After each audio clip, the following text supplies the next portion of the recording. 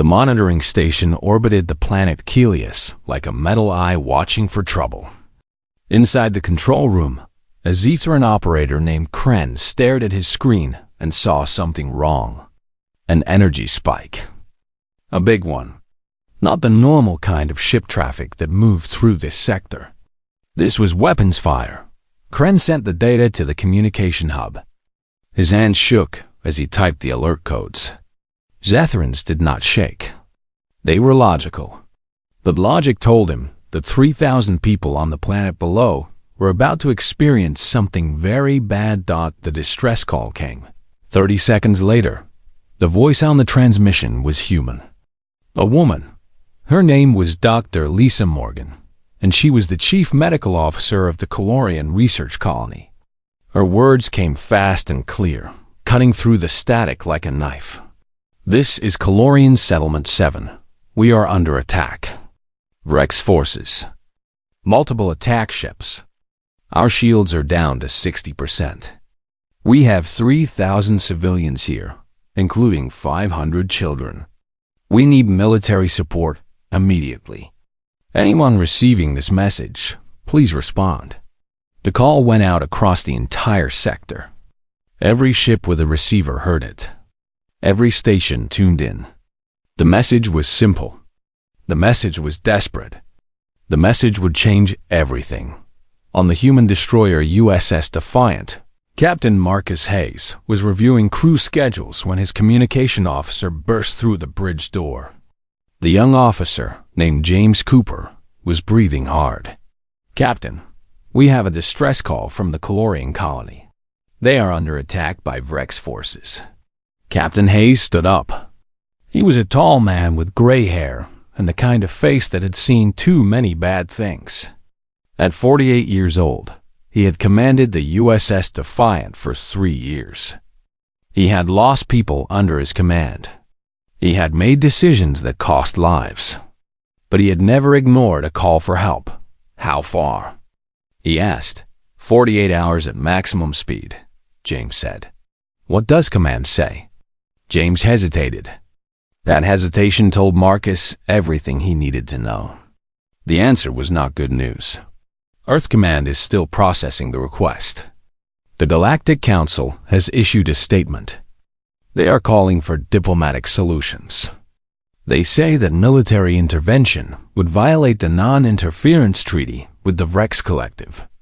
Marcus felt his jaw tighten. He had been dealing with the Galactic Council for 20 years. The Council was full of species who preferred words to action, who chose safety over morality, who believed that treaties mattered more than children dying on a colony world. Get me a direct line to Earth Command, Marcus said. 5 minutes later, he was talking to Admiral Catherine Wells, the human military commander for this sector. She sounded tired.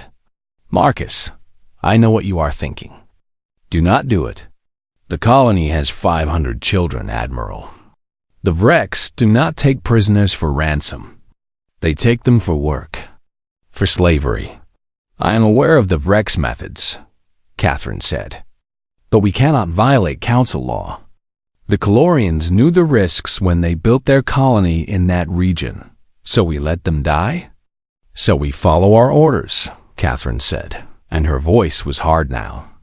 Very hard. You will maintain your current patrol pattern. You will not deviate. That is a direct command, Marcus. The line went dead. Marcus looked at his bridge crew. Every face was watching him. Every face was asking the same question. What would Captain Hayes do? What would their leader choose when the choice was between orders and doing the right thing? He thought about the children on that colony. He thought about what the Vrex would do to them. He thought about what it meant to wear the uniform of a human ship, set course for the Helios system. He said quietly, Captain, James said, that violates. I know what it violates. Do it. The USS Defiant was a destroyer, not a huge warship, but it was fast. It was built for speed and maneuverability. Its crew of 300 people knew their jobs well. Many of them had trained together for years. Many of them had fought together in smaller conflicts, but nothing like this. Nothing against the Wreck's collective. The Defiant jumped to maximum speed. The ship's engines burned hot. The warp core hummed with power. Everything on the destroyer that could push it faster was pushed to the limit. Marcus watched the star system grow larger on his main view screen. Down on the Calorian colony, Dr. Lisa Morgan watched her people die. The wrecked ships came down from the sky like birds of prey. Their weapons turned buildings into fire. People ran through the streets. Some made it to shelters. Some did not. Morgan was in the medical center with 40 other people. They had brought in 30 wounded in the last hour. Some would live. Some would not. She worked fast and hard, trying to save everyone, knowing that she could not save anyone if the wrecks broke through the colony shields. The colony commander, a tall Calorian named Jeff, came into the medical center. His face was burned on one side. His uniform was torn and covered in blood. "We have 12 hours, he said to Morgan. "Maybe less. Our shields will not last longer than that." Morgan did not answer. She was focused on the child in front of her, a girl maybe 7 years old. Shrapnel had cut through her side. Morgan worked fast. The girl would live, but many others would not. Then Jeff's communication officer ran into the room. The officer was young and excited. His fear was gone. "We have a response to the distress call," the officer said. "The human destroyer USS Defiant is coming. They are 48 hours away at maximum speed." Jeff closed his eyes. 48 hours. The colony would be ashes in less than half that time. But 48 hours meant that maybe, just maybe, the humans would arrive in time to save some people. To save the children. On the USS Defiant, Marcus Hayes stood on his bridge and watched his ship race through space. The journey seemed to take forever. Every moment, he wondered if the colony was still fighting. Every moment, he knew that the wrecks would not stop until everyone was dead or enslaved. His crew worked without complaint. They knew they were heading toward danger. They knew the odds were bad. But they also knew that Captain Hayes would not lead them into the darkness and abandon them there. He would lead them forward. The star grew larger. The Kelius system appeared on the view screen. And Marcus Hayes prepared himself and his ship for a battle that most people would say they could not win. But Marcus had learned a long time ago that humans were good at doing things that seemed impossible. The USS Defiant came out of warp space like a bullet from a gun. Captain Marcus Hayes stood at the center of his bridge and watched the system appear on his view screen. What he saw made his blood cold. There were hundreds of wrecked ships. The colony below was burning. He could see the fires from orbit, orange and red against the planet's green surface. Cities were gone. The colony shield generator was flickering like a dying star. It would not last much longer. "Tactical status," Marcus commanded. Commander Victoria Park turned from her console. She was a small woman, but her mind was sharp as broken glass. She had fought in 3 different conflicts before joining Marcus's crew. She knew what danger looked like. Wreck's force consists of 280 attack ships, Captain. 30 capital vessels. Estimated crew across all ships, 200,000 soldiers. Our single destroyer has a combat rating of 0.03% compared to the Wreck's fleet. "In other words, we are outgunned," Marcus said. "Yes, sir. Heavily outgunned.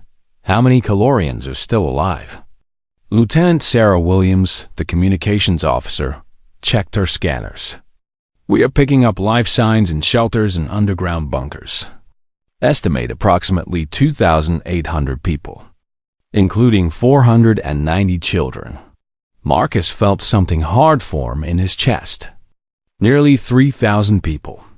Nearly 500 children. All depending on him. All depending on a single human. Destroyer that could not win a straight fight against the wrecks. But no one on the bridge looked ready to turn back. No one asked to retreat. Every officer, every enlisted person, every crew member understood what it meant to answer a distress call.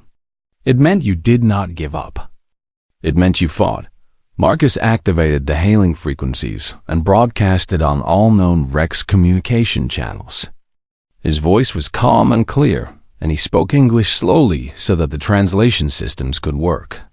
"This is Captain Marcus Hayes of the human destroyer USS Defiant. You are attacking a civilian colony in violation of Galactic Council law. You will cease your assault immediately or face military response." The response came back in a series of roars and strange clicking sounds. Then the translation system converted it to human speech. The voice was deep and cold and cruel.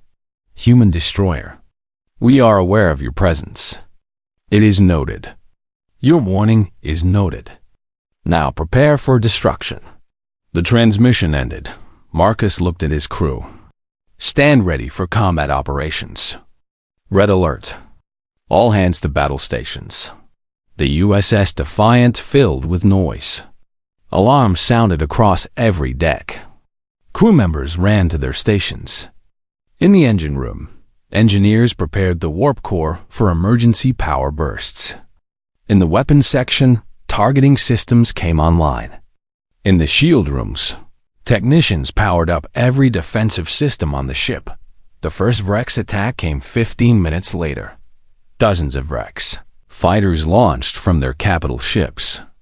They came toward the USS Defiant in a wave of metal and weapons fire. Victoria Park watched them come on her tactical display. She was calm. She had seen this kind of thing before. "All fighters advancing on our position," Victoria said. "Distance 30,000 kilometers and closing. They will be in weapons range in 90 seconds. Lock all point defense systems," Marcus said. "Fire when in range." The USS Defiant's weapon systems were smaller than the Rex capital ships, but they were precise. They were designed for a ship that was fast and smart and could not survive through raw strength. The Defiant survived through accuracy. When the Rex fighters came into range, the Defiant opened fire. The human point defense systems burned through the Rex fighters like a fire burns through paper. The fighters had not expected this. They had expected the human destroyer to try to run. Instead, the human was standing and fighting. 12 Rex fighters exploded in the first 10 seconds. Another 20 were damaged and retreated. But there were still more coming. "Incoming weapons fire," Victoria called out. "Rex capital ships are charging weapons. Time to contact, 60 seconds. Marcus gripped the armrests of his command chair. He had commanded in combat before. He knew the feeling of his ship being under fire. He knew what it felt like when crew members died because of his orders. But he also knew that turning back was not an option. The first capital ship weapons found their target. The USS Defiant shook with the impact. Alarms screamed across the bridge. Sparks fell from the ceiling panels. One of the junior officers screamed, and then someone was helping him up, and everyone was focused on their jobs. "Shields at 85%, Victoria said, returning fire on the largest capital vessel. The Defiant's weapon systems locked onto the nearest Rex capital ship and fired. The human weapons were smaller, but they were accurate. The Rex ship took hits on its hull. Explosions bloomed across its surface. The capital ship had not expected to be hurt by a single destroyer. Down on the colony, Dr. Lisa Morgan heard the explosions above the planet. Different explosions. Different from the Rex attacks. She stepped out of the medical center and looked up at the sky. There was a human warship in orbit. She could see it moving, see it fighting dots someone had come. For a moment, Morgan felt hope. Real hope, not the desperate kind. Real dawn. But then the Rex forces changed their tactics. They stopped attacking the colony for just a moment. Every Rex ship in the system began moving toward the USS Defiant. They were going to kill the human destroyer first. Then they would kill the colony. On the bridge of the Defiant, Marcus watched the Vrex formation change. He understood what was happening. The Vrex had decided that he was the bigger threat. They were going to concentrate their fire on him. "All ship systems to maximum power," he said. "Helm, keep us moving. Victoria, I want evasive patterns. Make them work for every shot." "Yes, sir," Victoria said. Her fingers flew across her console. The USS Defiant began to dance through space, moving in patterns that made it hard for the Vrex to hit. But there were too many of them. The Vrex weapons kept coming. The Defiant's shields held, but they were getting weaker. The ship was being hit from all sides. Marcus thought about the children down on the colony. He thought about what failure meant. He thought about what it meant to be a human captain in a human ship. He made his choice. "Target the Vrex Formation Center," he ordered. "I want them to understand that we will not go down easily. Fire every weapon we have at the main concentration of their fleet." The USS Defiant unleashed everything. Every weapon system fired at once. The human destroyer became a ball of fire and fury in space. The Vrex fighters and small ships in the center of the formation were torn apart. The Vrex capital ships were hit and damaged. The Vrex commander roared in anger. His name was Vorg Vex, and he had never been challenged like this. A single human destroyer was actually hurting his fleet. It was impossible. It was insane. It was something the Vrex had never experienced before. Vorg Vex ordered his entire fleet to focus on the human ship. He would destroy this destroyer and burn the colony and take the survivors as slaves. No human would ever stand against the Vrex collective again.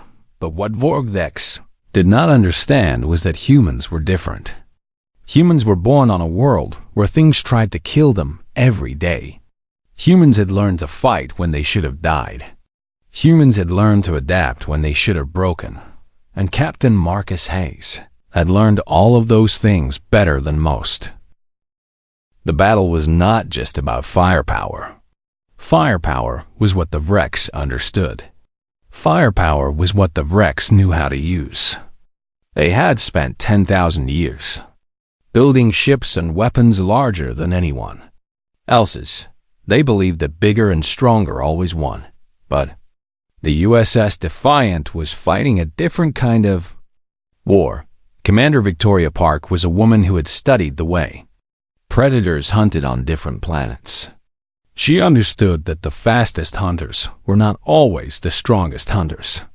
The smartest hunters were the ones that survived. The USS Defiant was smart. "All capital ships are moving to concentrate fire on our position," Victoria said, watching her tactical screen. "Time to critical damage. 3 minutes. "Then we make 3 minutes count," Marcus replied. "Target the weakest points in their formation. Break them apart. Make them think instead of attack." The USS Defiant fired with precision. Every shot was aimed at a weakness, a gap in the Vrex armor, a section of the formation that could break apart. The human weapons were not big, but they were accurate. They were efficient.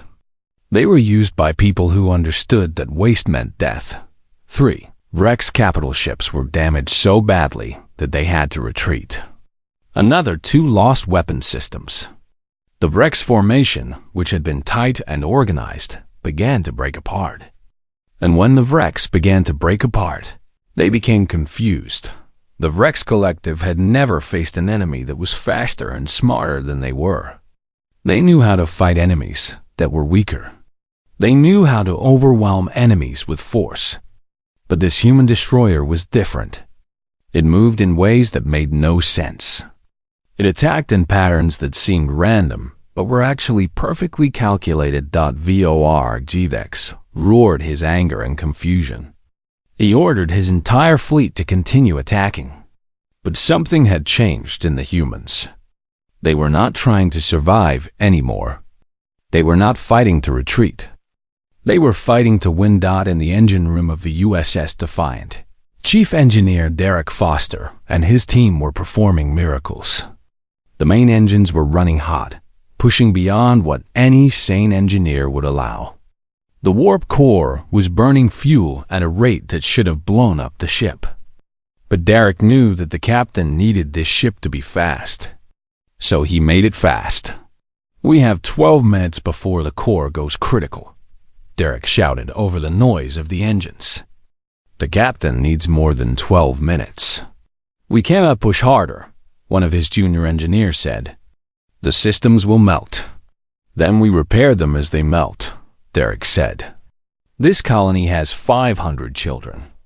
This ship is the only thing standing between those children and slavery. Move." Derek was not a big man, but his crew followed him because they understood what he meant.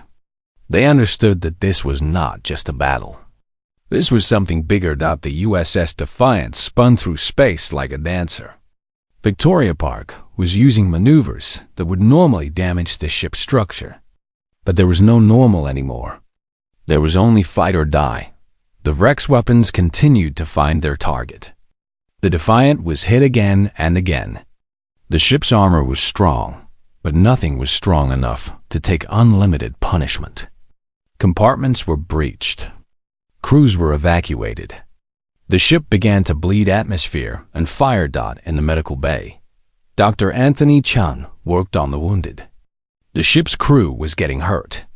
2 people were already dead. 10 more had injuries that would keep them out of combat.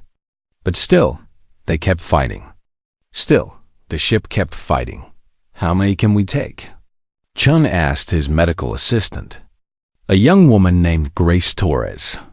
"Maybe another 10 critical injuries before we start losing people we could have saved," Grace said. "Then we do not get hit again," Chun said, and went back to work, but they would get hit again. That was not a question. The question was how many hits the Defiant could take before it broke. Vo Argdex made a decision. The human destroyer was proving too difficult to kill. But the colony on the planet below was still defenseless. Vorgdex ordered a portion of his fleet to break away from the fight with the human destroyer and focus on the colony's remaining shield generator. When Victoria saw this on her tactical display, she understood immediately. The Vrex were going to finish the colony while she was busy fighting the main fleet. "Captain, Vrex force separating. 100 fighters and 5 capital ships moving toward the planet. They are targeting the colony's shield generator." Marcus made a choice that should not have worked. He ordered the USS Defiant to break off from the main Vrex formation and move to intercept the separating force. This left his ship exposed to the rest of the Vrex fleet. But it was the only way to stop the Vrex from destroying the colony. The USS Defiant accelerated and moved to block the Vrex assault group. Victoria targeted the nearest capital ships and opened fire. Human weapons tore into Vrex armor. 2 of the Vrex capital ships were hit. 1 exploded. The other was crippled, but the remaining force was still pushing toward the planet. They had weapons that could penetrate the colony shields. They had the firepower to break through. And then something happened that would later be recorded in history books. The USS Defiant positioned itself between the attacking Vrex force and the colony. The human destroyer was smaller. The human destroyer was damaged. But the human destroyer was also determined. Marcus gave the order. "Full power to shields. Put every ounce of energy we have into forward shields. I want them as strong as we can make them." The Defiant shields flared bright and blue in the darkness of space. The forward shields absorbed the fire that was meant for the colony. The ship shook violently. Crew members were thrown from their seats. The Defiant took damage that would have destroyed a normal ship, but the colony was protected. Down on the colony, Dr. Elisa Morgan watched her shields stop flickering. The Vrex assault group had broken off. The colony shields held at 28%. The people below would live. Not all of them. Many had already died, but most would live. "Get evacuation shuttles ready," Morgan commanded to her colony commander. We are leaving this planet." On the USS Defiant, Marcus looked at Victoria. "How long until the evacuation shuttles clear the colony?" 4 hours, Captain. The Calorians are moving fast, but with this many people, it will take time. Then we hold this position for 4 hours, Marcus said. Sir, the ship cannot take 4 more hours of this punishment. We will lose critical systems. We might lose structural integrity. Then we lose them, Marcus said. Because 4 hours from now, those people will be alive. And that is what matters. Victoria Park nodded. She had known what the captain would say. She had known because she understood humans. And what she understood was that humans would burn their own ships to save people they had never met. The evacuation shuttles launched from the Calorian colony in waves. First came the children.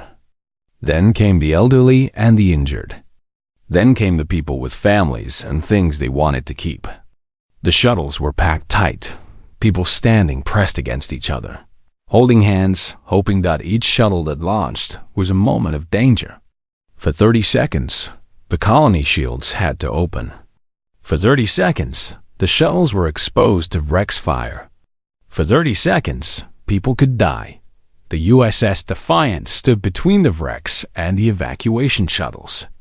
The human destroyer took fire meant for defenseless ships full of refugees. The Defiant shields blazed bright. The ship's hull was scarred and burned. But it did not move. It did not break. In one shuttle, a Calorian mother held her daughter.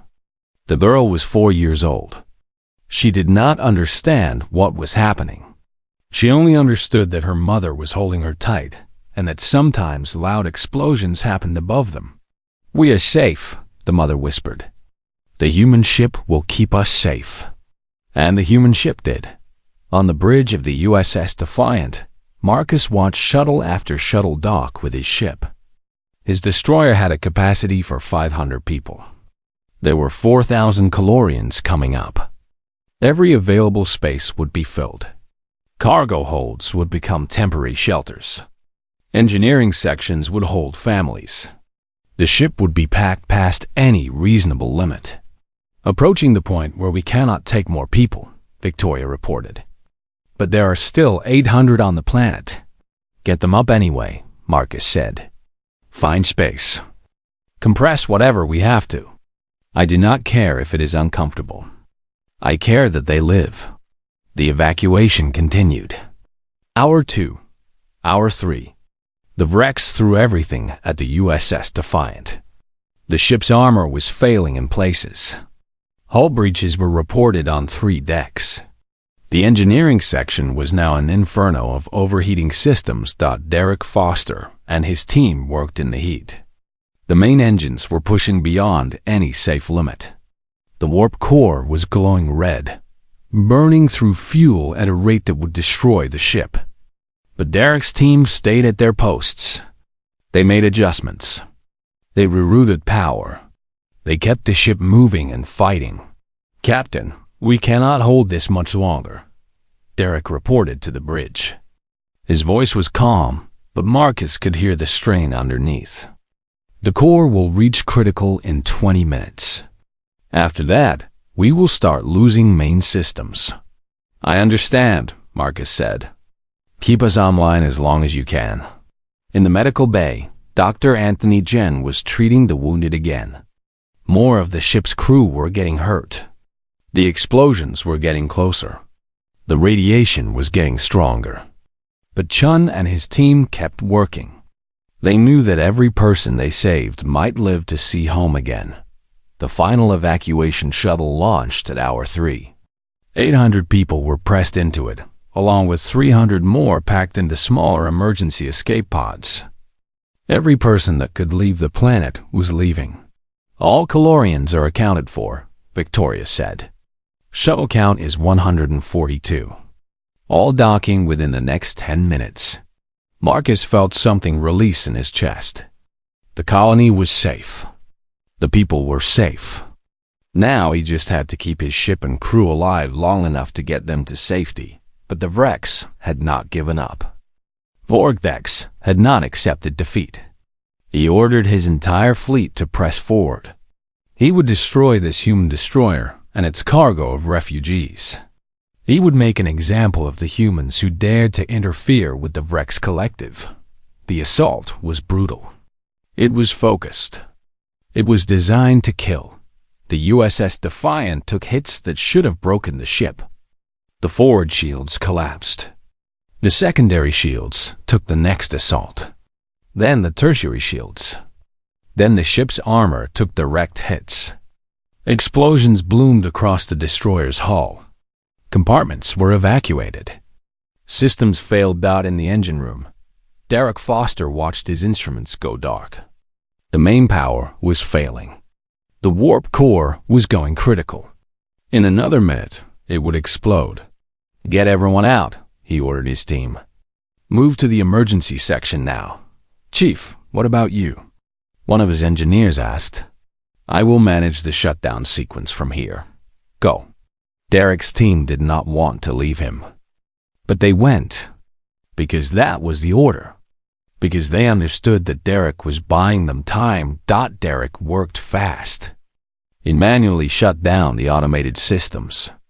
He rerouted the emergency coolant. He diverted the overflow energy into the secondary systems.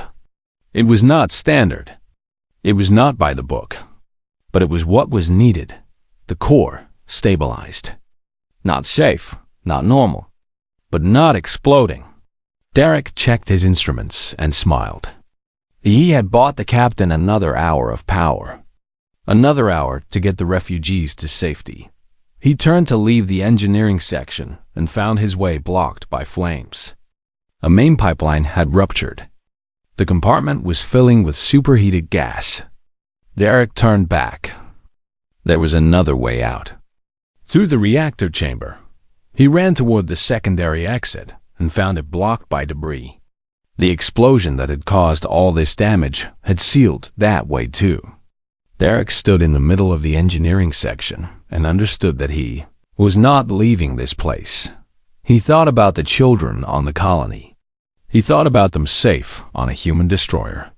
He thought about Marcus keeping them safe. And he was satisfied. "Captain," he said into his communicator, "engineering is secure. The core will hold for another hour. After that, you will need to shut it down manually or it will explode." Marcus heard the message. He understood what it meant. Derek had trapped himself in the engineering section. "Get to the secondary exit, Derek, now." "Secondary exit is blocked, sir. But the evacuation is the priority. Keep the ship moving. Keep those people safe." The communicator went silent. Marcus felt something cold settle in his heart. Derek Foster had chosen to stay at his post. Derek had sacrificed his life to save 4,000 refugees. And Marcus would honor that choice by making sure that sacrifice meant something. "All hands, this is the captain. We have one more hour of power. After that, we will need emergency measures. I want everyone focused on getting these refugees to safety. Derek Foster has given us this time. Do not waste it." On the bridge, every officer understood. They had just lost one of their own. But they also understood that Derek had bought them something precious. Time. The USS Defiant, crippled and bleeding and broken, limped through space.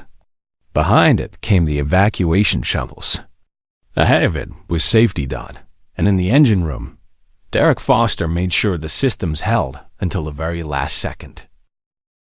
The USS Defiant reached the Galactic Council outpost at Alpha Station with its engines smoking and its hull scorched black. The ship had taken damage that should have destroyed it 3 times over. The crew was exhausted.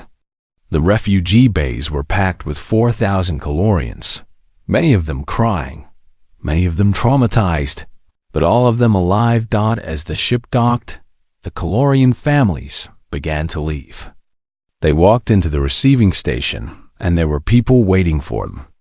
Medical teams, food stations, safe places. Children ran to their parents. Families held each other and wept with relief. Dr. Lisa Morgan stepped off the USS Defiant and stood in the receiving station. She looked back at the human destroyer that had saved her people. The ship was a wreck. It had fought a battle it should not have survived. And it had survived because the humans inside it had refused to accept defeat. The Galactic Council called for an immediate investigation. The records showed that the USS Defiant had violated direct orders from Earth Command. The records showed that Marcus Hayes had engaged a superior force without authorization. The records showed that the human destroyer had caused significant damage to multiple Rex colony ships. By Council law, all of this was a crime. War without authorization was forbidden. Engagement with the Rex Collective was forbidden. Violating orders was forbidden. The tribunal was held in the council chamber. It was a large room with representatives from 100 different species. They sat in rising rows and looked down at Captain Marcus Hayes. He stood alone in the center of the chamber. His uniform was torn and burned. His face was scarred from the heat of battle. His eyes were tired. The prosecutor was a Zethran. Zethrans believed in rules. Zethrans believed that civilization was built on following rules. The prosecutor spoke for 3 hours about how Marcus had broken every rule that governed human military conduct. Then it came time for Marcus to speak. I received a distress call from a colony of 3,000 people, Marcus said. His voice was quiet but steady. That colony included 500 children. The Rex Collective was attacking them. The Galactic Council said that I could not intervene. That military action violated treaties. He paused and looked at the tribunal. I am a human. Humans do not ignore children who are in danger. Humans do not calculate the risk and decide that politics matters more than lives. We are not built that way. We could not be if we wanted to. A representative named Jean stood up. Zan was from a species that had worked with humans before. She understood humans better than most. The record shows that the USS Defiant engaged 280 Rex vessels. The record shows that one ship against 280 enemies should not have any survivors. And yet the colony was saved. 4,000 lives were saved. How do you explain this? We were better trained, Marcus said. We had better tactical doctrine. We understood that overwhelming force is not the only way to win a battle. We understood that speed and intelligence matter. We understood that if you fight for something you believe in, you can accomplish impossible things. The Rex representative roared in anger. Vorg Vex had returned to the council. His fleet had been damaged. His honor had been wounded. He demanded retribution. He demanded that the humans be punished. He demanded that the USS Defiant be destroyed and its captain executed. The human vessel attacked my fleet without provocation. The human commander violated the treaty between our species. Justice requires that blood be shed. The council chamber fell silent. The judgment would come down to this moment. Would the council protect the humans, or would they sacrifice Marcus to keep the Rex happy? Then Dr. Lisa Morgan stood up. She was not a diplomat. She was not a government official. She was just a doctor from a small colony. But she stood up and she spoke. My name is Lisa Morgan. I was the chief medical officer of the Calorian colony. I watched my people die under Rex assault. I watched buildings burn. I watched the Rex slaughter civilians. And then I watched the humans come. She looked directly at the Rex representative. You say that humans broke the treaty by defending us. But you broke the treaty first when you attacked a civilian colony. You violated the covenant of peace when you chose conquest over coexistence. The humans did not violate anything. The humans did what any moral species would do. They defended the innocent. The council chamber was silent. One by one, Other representatives began to stand. Species that had never challenged the council before found their voices. Species that had always accepted Rex dominance began to speak. A representative from the Calorians spoke about how humans had taught them that help existed when you called for it. A representative from the Zethrans spoke about how humans demonstrated that moral courage was valuable in galactic affairs. A representative from the Centaurs spoke about how humans showed that civilization was built not just on rules, but on choosing to do the right thing even when it was difficult. The vote was close, but it was clear.